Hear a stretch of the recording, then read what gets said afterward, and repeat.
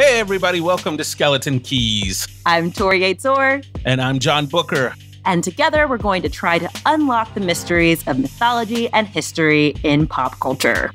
Torri, today we are going back to at least my childhood. I don't know if Mary Poppins was a huge part of your childhood, but we are literally going back to the source for me, Mary Poppins. Oh, this is the source for me and the source of anyone who I think had a great childhood. Yes, absolutely. Mary Poppins. I never had a nanny growing up, but I always sort of fantasized as a child about having a nanny that had magical powers and could do incredible things and control animals. What about you? Did you have a nanny growing up? I did actually have a nanny, and she did not do those things. So color me disappointed. I kept looking in her bag for things, and they weren't in there. No spoons full of sugar for you. No spoons full of sugar, and then she accused me of stealing. That's another story. I'm kidding. But no, I did not have a magical nanny, and I blame Disney for PL Travers for making me think that I would. Well, you bring up PL Travers. What is sort of the history behind Mary Poppins? I mean, who was this PL Travers person? So PL Travers is the creator and the myth maker of Mary Poppins. She was born Helen Goff in Australia in 1899. And I don't know about you, but I find a lot of children's authors tend to come from troubled childhoods. Yes. They use their imagination to kind of create stories. And Helen Goff was no different. Her father died from alcoholism at the age of when she was 7. And then her mother attempted suicide shortly thereafter. So Helen kind of got into imagination, understandably, when you're going through such a rough time. She became interested in theater and dance and actually changed her name to Pamela Travers, which is interesting because Pamela was a really popular name after World War I, and she just wanted to do that. Smart. And she was really under the influence of her father. Her father was really important to her, and his name was Travers, so that's why she took that name. And then she went to England and kind of got into the literary scene, was a friend of Yeats.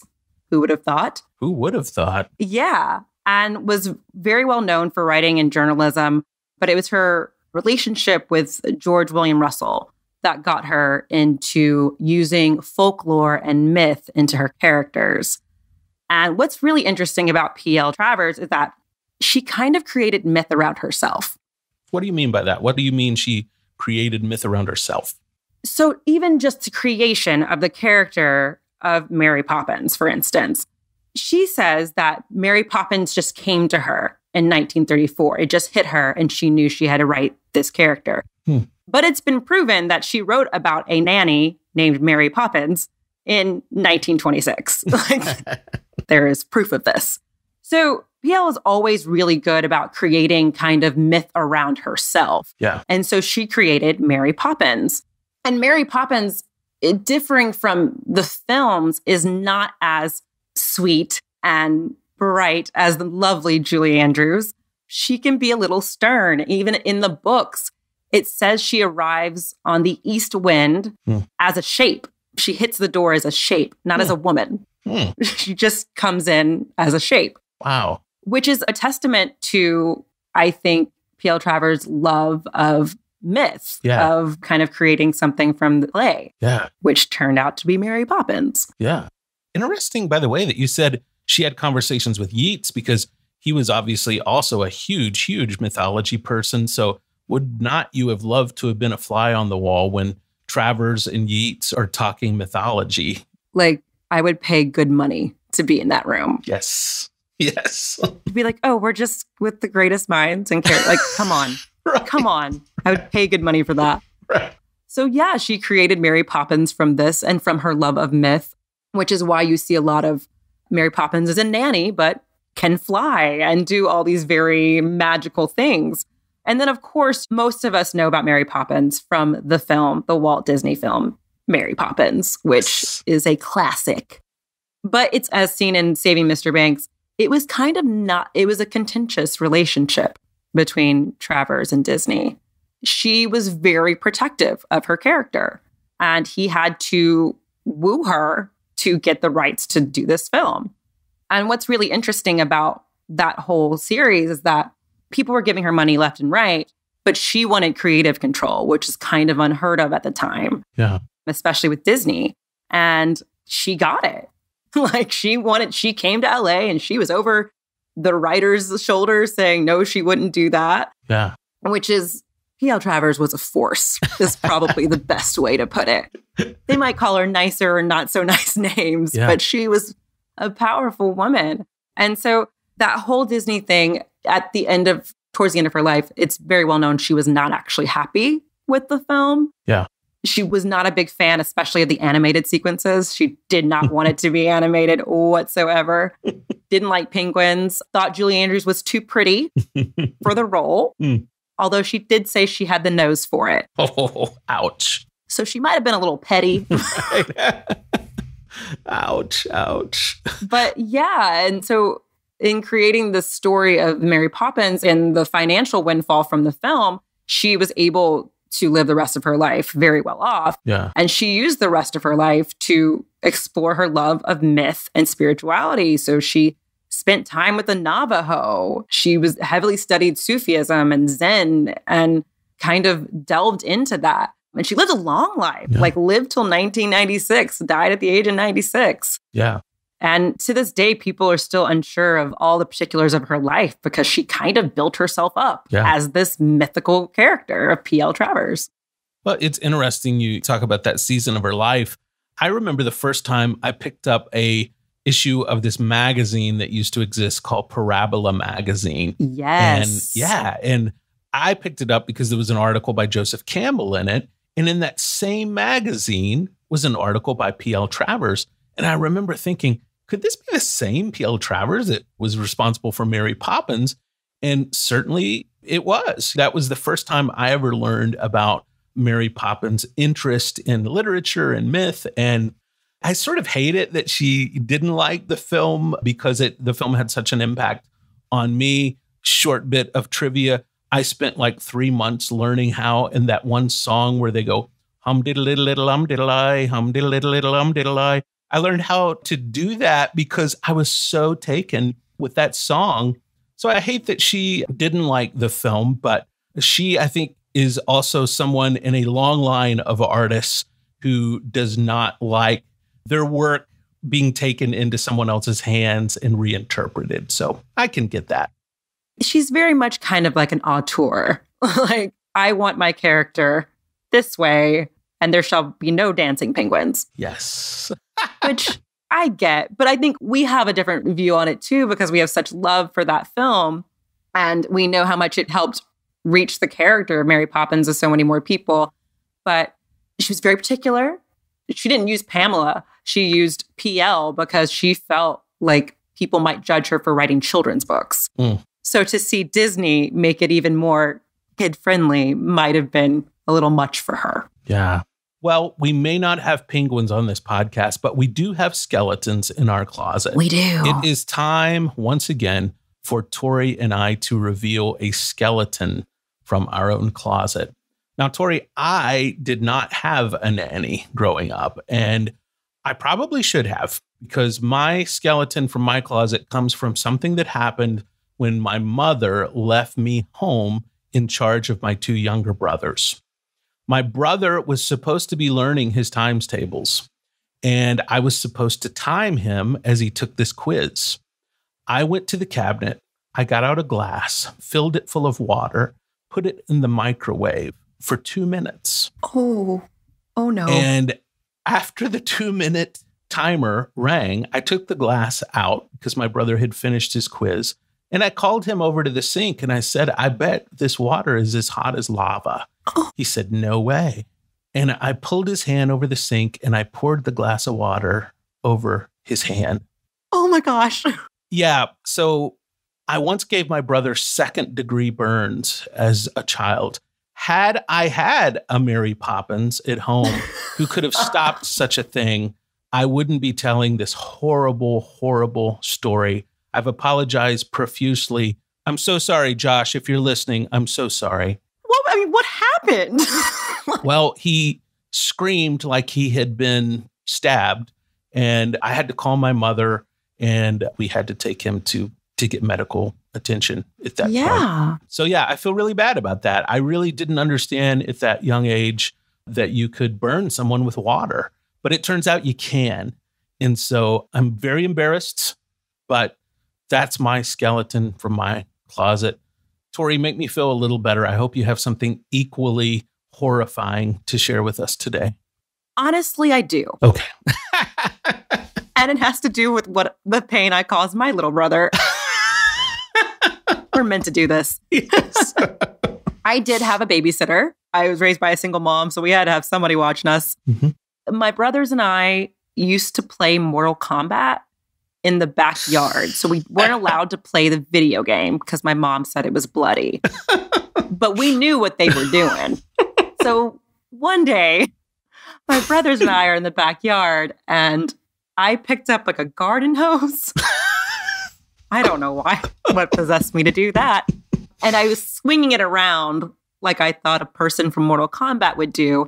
And the metal part of it just whacked my brother on the side of the head. And like on his temple.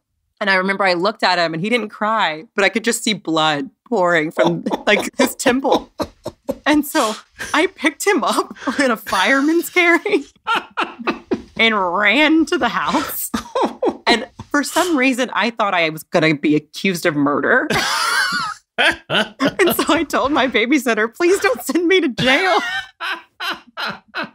And at the time, my mom was about to get home, and she took Max and put him in the car. And I ran alongside my mom's car being like, please don't call the police on me. I didn't mean to kill him. Torri, you've been a warrior woman from a young age. I got it honest. He still has a scar. I'm so sorry, Max. Wow. I didn't know that this episode on Mary Poppins would turn into our deep apologies to our younger siblings, but it's good that we get these things aired out. It's cathartic. This is good. It's cathartic. It's cathartic.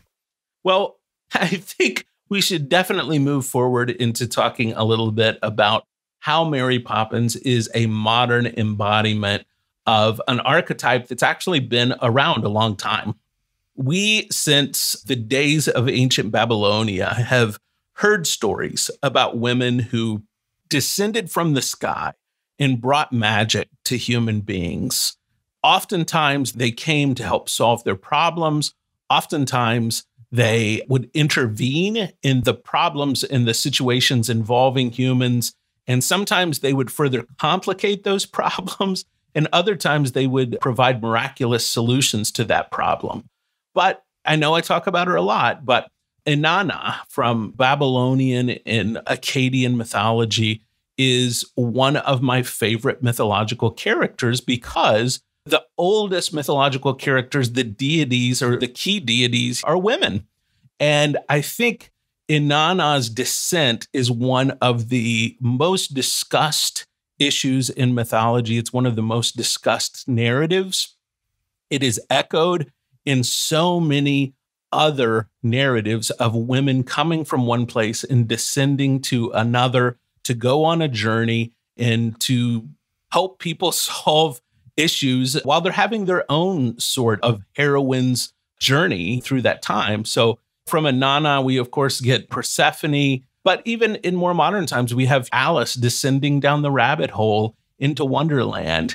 And I think there's something to this idea of women coming from above and descending below that is really key to our psychology. There are a number of psychologists that talk about this idea of feminine descent inside the psyche, whether you identify as male or female or gender nonconforming.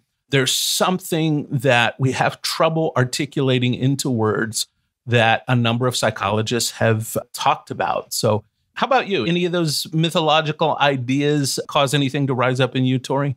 Absolutely. I think it is one of those things where it feels primordial. It feels very much like, as this word has become very hot right now, the divine feminine, the very, like the essence of femininity, and not in, like we were saying, not in a gendered way.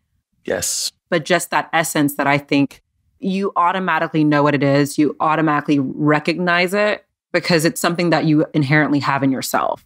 And I think that's what Inanna and Persephone and Alice and Mary Poppins have always resonated for years. These are characters that have stood the test of time. It's because they are that primordial essence that we all know and all want to connect to if we've lost our way. Yeah.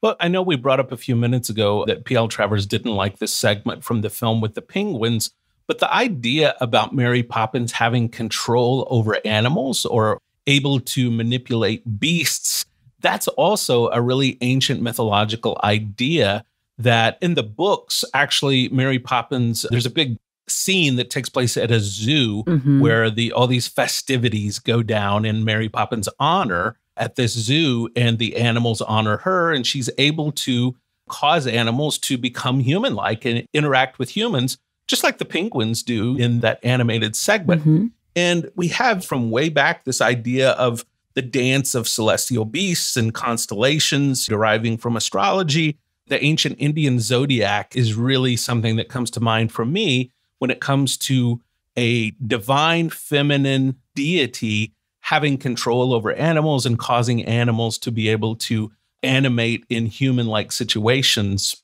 So I think there's definitely something going on with ancient Indian mythology, with Greek mythology. Just a number of these mythologies connect to this archetype that I think we see embodied in Mary Poppins.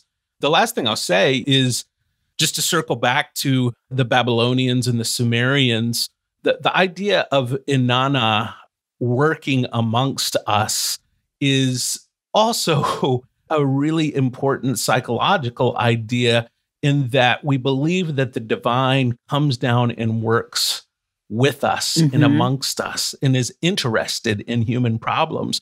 And this is something we see in most major religious traditions, even today, that people believe that God came to the earth through Jesus. This is, what Christians would believe, and that God has an interest in intervening in human problems, and that God's not always nice, but he's just, he's fair, and he's bringing about good in our lives.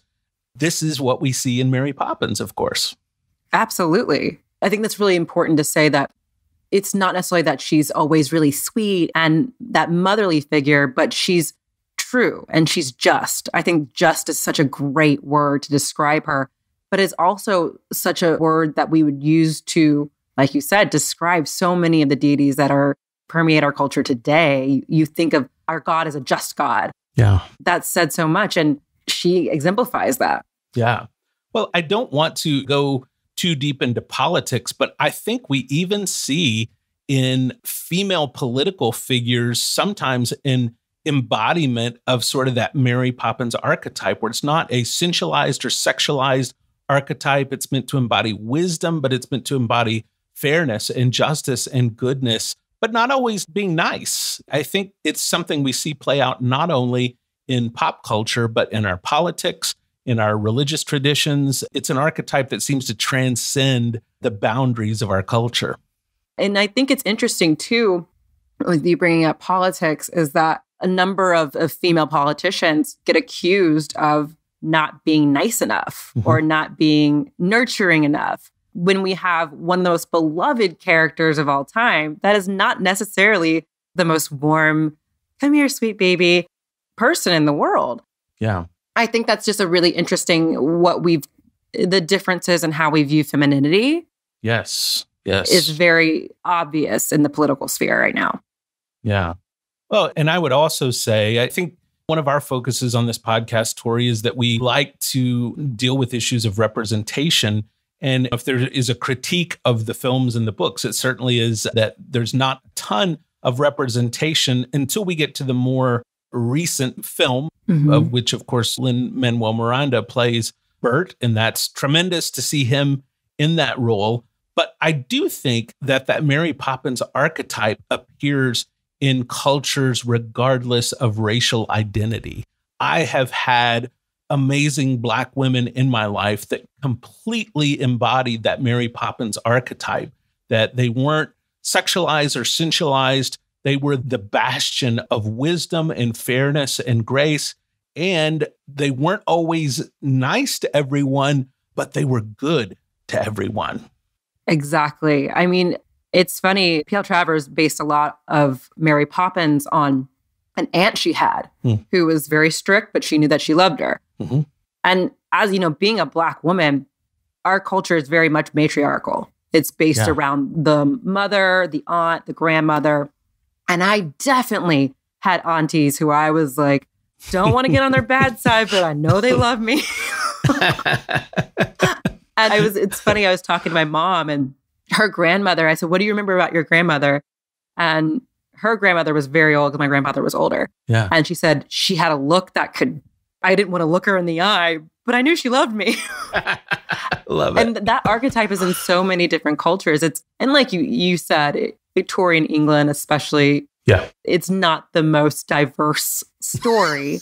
But Mary Poppins is in every culture. She might just be called Auntie Mary or something like that, but she's in every culture. Yeah, absolutely. I am excited to move into our other branded segment, our key that we've been helped by this week, because I found a book in my research for this episode. I found a book called Mary Poppins and Myth, and it's written by Stefan Bergston. And it's not a very long book. It's a short book, but Stefan goes deep on the mythological background of Mary Poppins and all the different ways that she connects to various mythological traditions and religious traditions. And Stefan doesn't hit the films very hard. There's a little bit about the films. It's primarily about the archetype of Mary Poppins that comes across probably even more so in the books than in the films. But there is a fair amount about the films. So if you can find it, it's hard to find.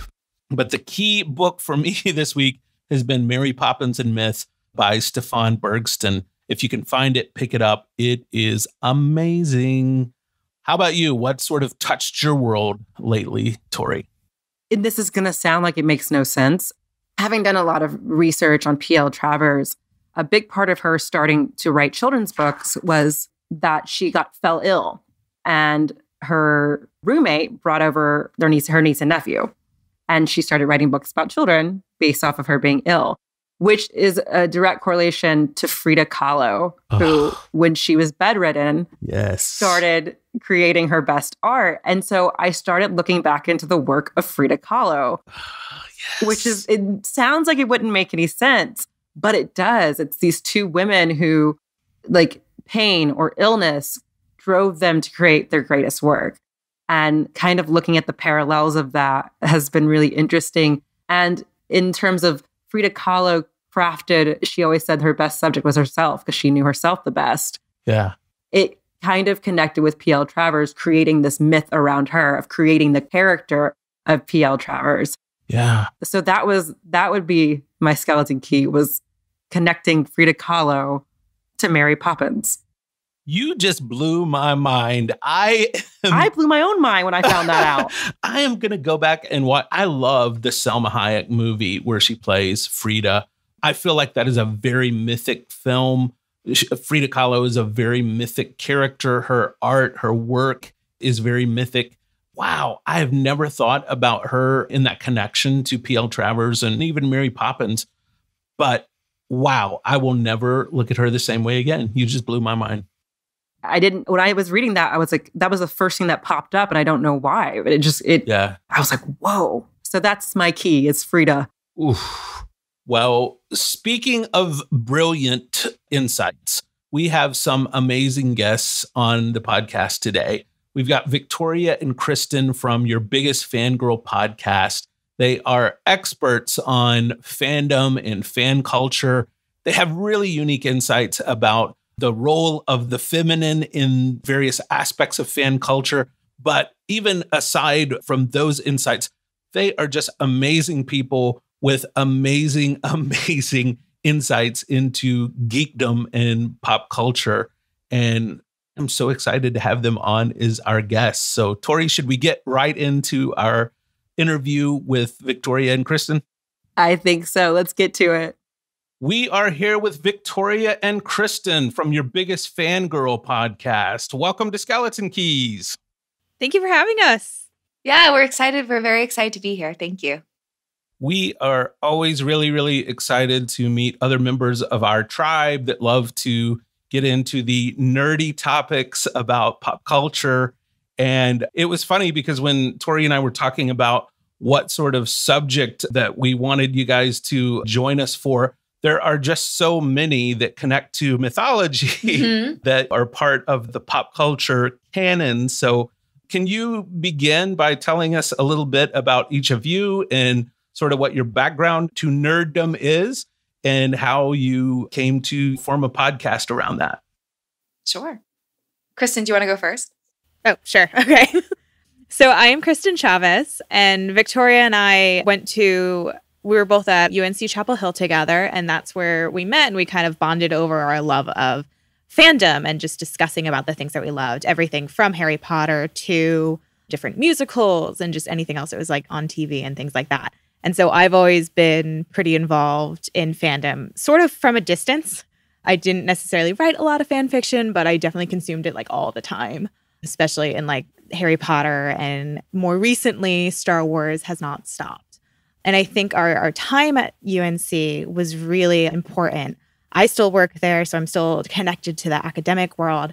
And so I really see like firsthand like the importance of like research and really talking critically about novels and film and TV. So I think like what we also try to do on our podcast is really have those like really critical discussions about the text, but then also what it means to the people. Beautifully done. I am Victoria Male. I am Kristen's co-host. And yeah, if Kristen's more the academic half of the team, I am the more practical, experiential part of the team. I work in the film industry out in Los Angeles.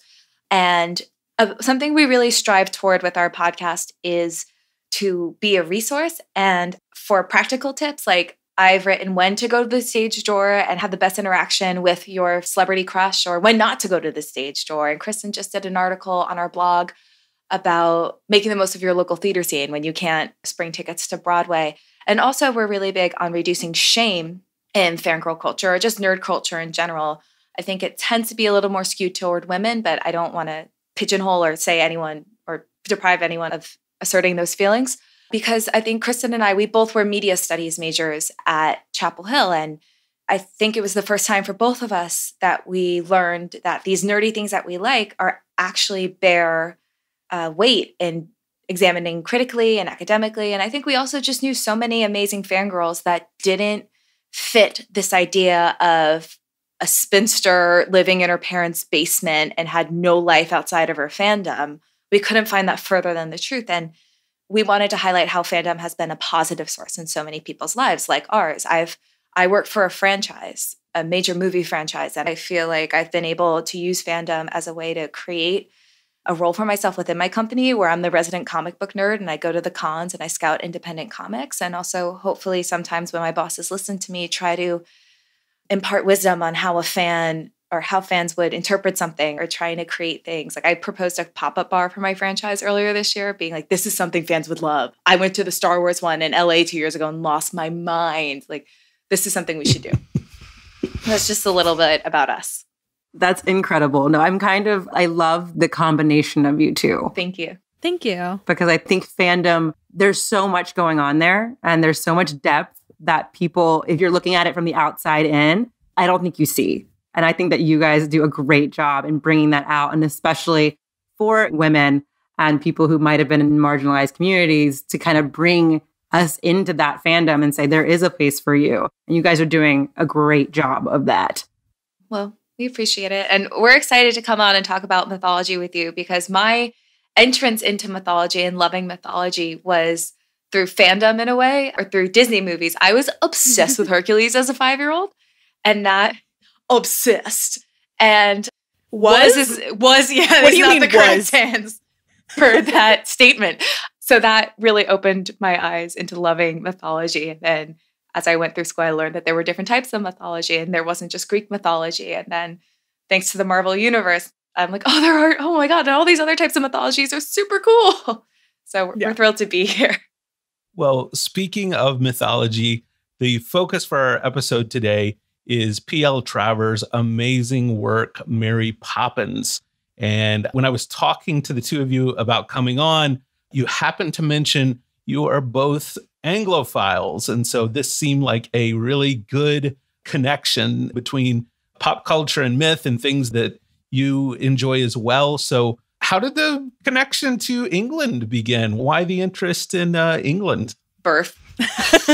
I think for me specifically, probably Harry Potter. I feel like whatever I'm reading or whatever that's based in, I just want to go visit. Like I was a huge anime fan. And so all I wanted to do was go to Japan. And then Harry Potter came along and I was like, all I wanted to do was go to England. And then I was able to study abroad there while I was in college, like for a summer. And so I was just like in absolute heaven. So I think that was definitely part of it.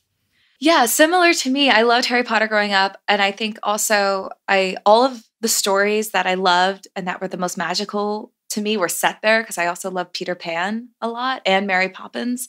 So I think there was this initial draw because I loved it. The literature and the content and media I loved were set there. So I was like, oh, this must be a magical place. And then I remember visiting with my family when I was 12. And it was end of February, so the weather was atrocious. My family was fighting the whole time. My sister was sick for most of it. But I was like, this is great. I love it here. Oh my God, guys, this is awesome. I think there is this inexplicable element sometimes when you just bond with a place and a culture. And yeah, and I think also I just love, again, because I'm a nerd and I love mythology and I love old things, or just, I love history. I'm a huge history nerd. And the history of the British Isles is one of the deepest, richest we have. Absolutely. I mean, I'm the resident history nerd on the podcast, so I understand that well. And I agree with you in terms of England having a kind of magic. And for me, the first character that I saw that had that magic was Mary Poppins. Like I can have a visceral memory of her pulling that lamp out of that bag in the movie. I remember that. Why do you think she's been such an enduring character? I think there is, because I recently finally watched Mary Poppins Returns, and I'm so glad I did because I bawled my eyes out the whole time. And for me personally, I think there is, and because I've seen Saving Mr. Banks and obviously the original, I've never actually read the book, so I'm just going to be honest, but I'm familiar with them. And I think there's this idea of she's there when you need her most. And there's this idea of having someone there to help you. And I think when we're children, we see her as this magical babysitter, nanny, who can make everything. She imbues that sense of magic. All these trite, boring tasks that we don't want to do become games and songs and really fun and adventures. But then as you grow up, you realize that, and I know it was a big theme of Saving Mr. Banks, she didn't write that character for the children. She wrote it for the father. And you see in Mary Poppins Returns that she's really there to hold down the fort. George, who's just at the end of his rope. And as someone who's lost a parent, for me, it just resonated in this way where I think she endures because she can resonate with you in two phases of your life. She's this magical creature when you're a child, and she's this lifeline when you're an adult because she comes when the banks need her most. And then she doesn't stay either. When she served her purpose and she's righted the ship, and so to speak, she goes. So I think there's this wish fulfillment of having, this cool nanny or having someone there to take care of you when you need the most care, and this elemental kind of nurture. And because also she's not there to take care of you, not to be weird about it, but take care of you in a sensual way. She's a nurturer. I'm the weird one of the duo, if that wasn't. Yeah. And I think like Victoria, I've only seen the films. I haven't read the books, and I actually didn't know that the books existed until I saw Saving Mr. Banks. And then when I knew that we were going to be discussing Mary Poppins on this podcast, I rewatched the original, which I haven't seen in 20 some odd years probably. And rewatching that and seeing Mary Poppins Returns and Saving Mr. Banks again, just a couple hours ago, I bawled my eyes out through all three of them. And I can't explain to you why. I'm not sure. But I think because it does tap into all those different emotions, like Victoria just said, you see them from both ends now. You see it. I'm not a parent. I don't have children. But then I could also see what Michael's going through in Mary Poppins Returns and just the tension of we might lose our house. There's nothing else I can do. Those financial strains. And then how do you balance that and being a parent with your kids trying to look up to you that you never make mistakes? Or you're supposed to present yourself in some way to society or whatever this is. And maybe you need this other person to help you like get things together. And I kind of see Mary Poppins like, I guess when you look at like other fairy tales and stuff, she's almost like a fairy godmother, but more tangible and more, I guess, modern in the sense of like 1920s and 1930s. But yeah, like she comes when you need her the most, and she has these magical qualities, but she's also very real, and she's good, but she's not necessarily nice, which I think is an interesting balance. She's very sweet and she is very nurturing and she's very loving, but it's a different, I guess, almost like like to maybe mirror the relationship with the parents, is that like they still have to set the rules or set the boundaries. So I think she's just a really interesting character that you can still see her throughout different times and different family situations, or as well as yourself, like child to adult. I really like what you said, Kristen, about her embodying sort of that fairy godmother archetype, because she so does. And like you mentioned, she's not just there to just grant wishes. She's actually there to make you into a better person. At the end of the day, her trajectory for you is not just your pleasure. Like Victoria said, she's not a sensual figure. She is there to bring you to another place in your journey and to teach you stuff. Yes. I've been waiting to ask the three of you this question. I've been so excited about this episode because I feel like there's insights about the feminine in this character of Mary Poppins, because I also watch both films and Saving Mr. Banks and made rivers out of my face, because even as a male looking at this figure, something about these stories just touches the deepest core of my heart and my soul, and it brings tears to my eyes, even just thinking about it right now. What do we learn, or what insights are given to us about the feminine through this character of Mary Poppins? I was thinking about this, and the things that I initially landed on were the fact that she has a sense of creativity, and not that men are creative, but she almost tricks it, and not trick in a bad way, but like a spoonful of sugar makes the medicine go down. She finds ways to transform and spews a sense of creativity and whimsy in a way that to help people change and to teach the hard lessons. And also because she is a nurturer, I think in literally human evolution, women tend to be nurturers. And I think there is also this very interesting dichotomy that we said she's stern. And I remember, because I'm obsessed with Emily Blunt and Julie Andrews, but like Emily's my queen. And she says she really, when I'd watch her do press about this movie, she would talk a lot about how Mary is actually quite vain. And I think that was important to PL Travers as well. So I think there's this insight of the feminine, because she's almost she's an idealized feminine form, but not, again, in a sensual way, like purely as like a nurturer, teacher construct.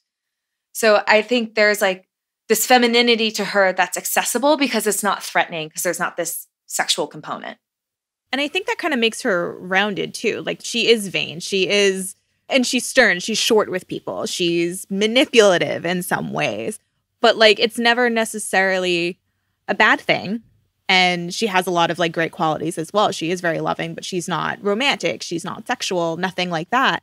And because I remember like watching these films again, like thinking about like, okay, well, how is like in 1964, how are women presented? Or how is Mary Poppins juxtaposed against Mrs. Banks? And like, how do you reconcile with that? Is Mrs. Banks a bad mother because she's focused on her suffragette, her women's rights movement and everything? Is that against what the woman of the family should be like? And I think having someone like Mary Poppins there shows that women are allowed to have all of these different qualities, that she is just a very rounded person, that she is loving, but she's stern. She's firm, but she will comfort you in your worst moment. And I think that was probably my biggest takeaway. And I think just seeing that like come to life and appreciating that more like as a grown woman and seeing like how like she's presented and accepted. Yeah, I think it's one of those things where even, especially when you look at the books and kind of what PL Travers was wanting, I don't necessarily think she wanted her to be one thing, like you guys are saying. She was never linear. It was always she was loving, but she was also could be cruel and making the kids eat at a rate that wasn't a normal rate. And it, like you were saying, as I get older, she resonates more for me, because I can be loving and I can also be a mess and be mean or impatient or manipulative, but it doesn't make me any less of a woman. And I also think it's interesting that I never think of Mary Poppins through a male gaze. She's never been a character that I thought was, like you were saying, like she's not a sensual character, but she is inherently feminine. And it's almost like a primordial feminine of like this feminine power that does not have any connection to the male, but is juxtaposed against it, if that makes any sense. Yeah, it's really interesting too. I think also because she's not aggressive. Yes. Yeah. To me, I was really fascinated by that, especially because there's that moment with Michael in Saving Mr. Banks where he cows her and she doesn't fight back. And again, Mary Poppins is she's the one who fixes everything. She does what she needs to do. I guess there is like this, again, these very kind of inherent things programmed in within us that like women tend to be soft. I'm using air quotes.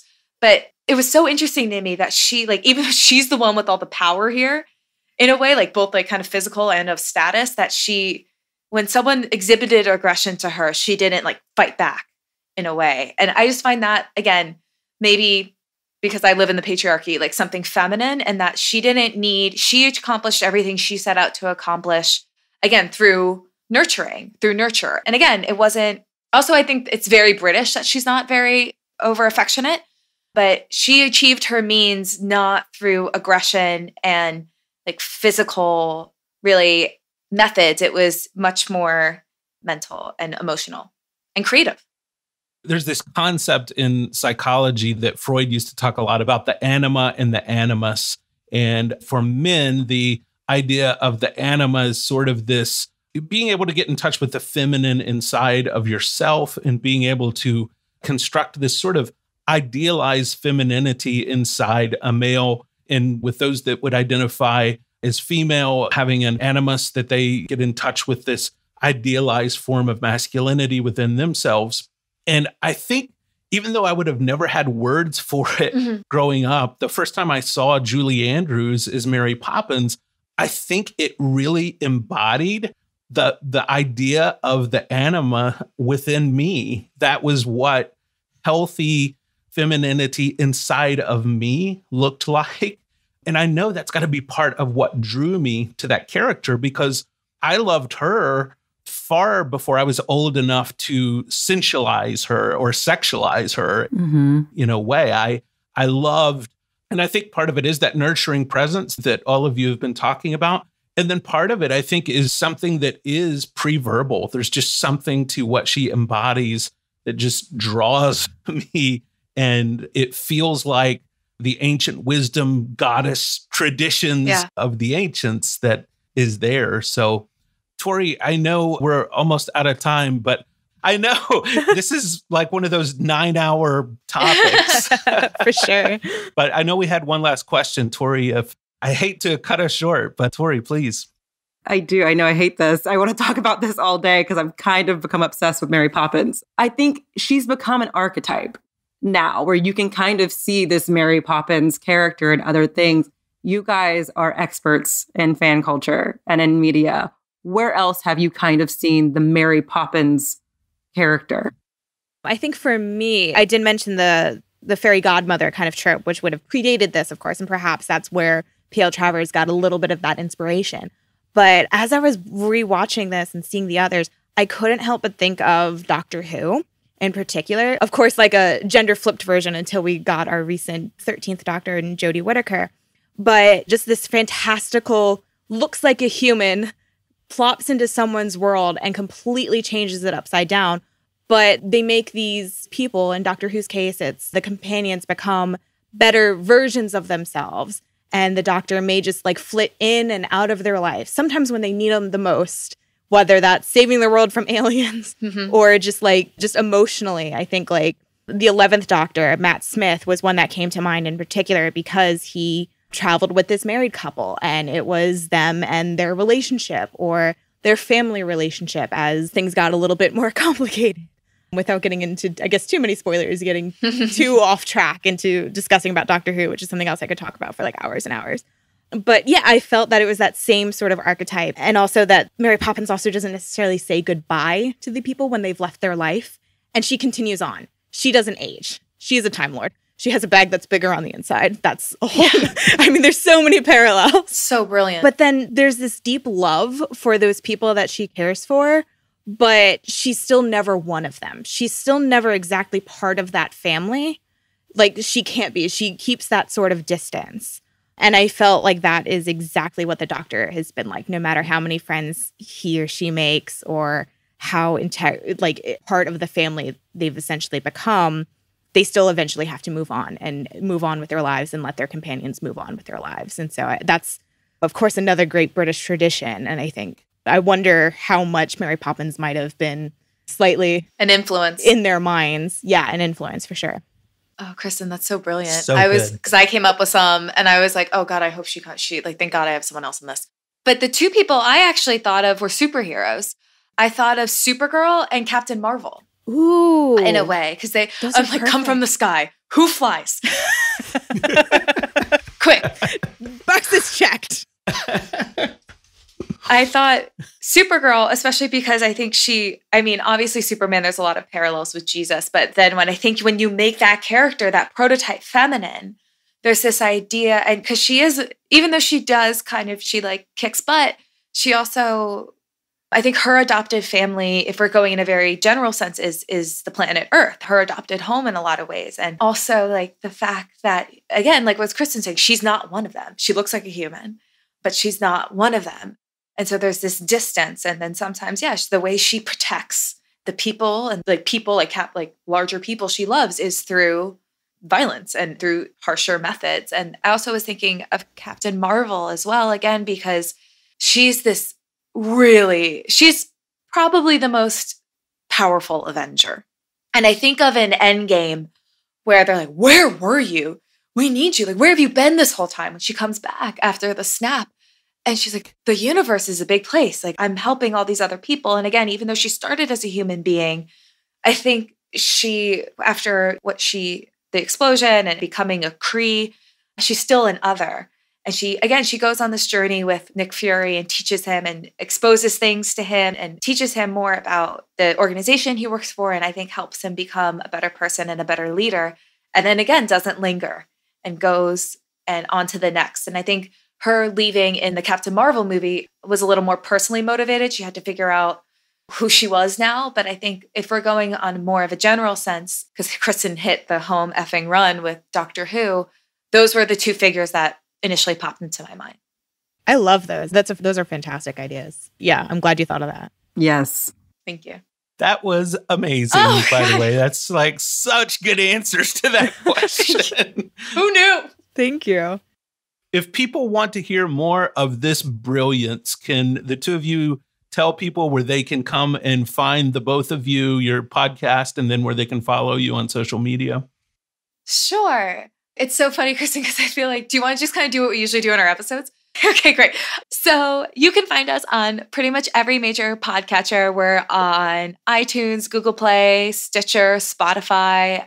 You can also find us on our website, yourbiggestfangirl.com. That's where we have show notes for every episode. And as I mentioned earlier, on the weeks we don't have episodes, we have blog posts that we really try to make interesting and insightful. And also that's kind of where we infuse more of our practical advice. So you can check out more there. And then we're also on like all of the major social media channels. We're on Facebook, Twitter, and Instagram at YBFG Podcast. And we're on Tumblr at yourbiggestfangirl.tumblr.com. Simple as that. People are going to be following you because, look, I mean, honestly, Mary Poppins, a Time Lord, and Captain Marvel. Like, is there a cooler character? It's like we're doing it just for the SEO, but honestly, it's true. No. And also, can I just congratulate all of us? Really? Yeah. Thank you for facilitating this discussion. And I also would like to commend us all for making it through this discussion without crying. We did it, fam. Kudos to all of us, y'all. We did it. Fam, we did it. I don't know. When John mentioned that he had cried, and I suddenly thought of like, let's go fly a kite. And I was like, oh no, I can't. Lock it up. It's so good. I was like, don't think of the dancing penguins. Like, don't. Honestly, I signed up for Disney Plus this week, and the only thing I watched before The Mandalorian was Mary Poppins because I knew we were doing this episode, and I've seen it 1,000 times, and it gets me every time. You're right, because you guys are right. It's something primordial and pre-verbal. Yeah. And I think also nowadays, there's something so wholesome about it. Yeah. Yes. I think also you're dead inside if it doesn't like affect you. Yeah. And I think that's just mark of like a good movie, a good story that it like still gets you every single time, no matter what, you know, everything is going to be okay in the end. And you're just still, and you're like, why am I still crying? It's just so beautiful. Again, thank you so much to Victoria and Kristen from Your Biggest Fangirl Podcast. You guys have to follow them. We have now discovered that Mary Poppins is also a Time Lord and Captain Marvel. So you're welcome, world. Wow, Torri, this is a free podcast, and like gold nuggets are just dripping out from these insights. This is amazing. That really blew my mind. I had not thought about the connection with Doctor Who or Captain Marvel, but so good. I'll never be able to unsee it, which is I'm so happy with. So good. I love finding these connections. I don't know about you, but when we find these sorts of connections and find other people who are making these sorts of connections about history, mythology, and pop culture, it just, I don't know, it's comforting to me that our tribe is out there and there are people in this world that are paying attention to the deeper wiring that's going on below the surface for all of us. And that makes me happy. It makes me so happy. It almost feels like, I don't know about you, but like the myths and the deities before, it's like you're still being remembered. You're just in these characters. We still got you. You're going to make me cry. I know. I love that. Mary Poppins every time. Well, if people out there want to talk about Mary Poppins further with us, you can get a hold of us at skeletonkeyspodcast@gmail.com. And you can follow us on the social medias at Skeleton Keys Pod. That's on Twitter and Instagram. You can also follow me on Twitter at John, JOHNKBUCHER, or on the Insta at Telling a Better Story. And you can find me on Twitter and Instagram at Torri Yates-Orr. That's TORRIYATESORR. We'll see you next time on Skeleton Keys.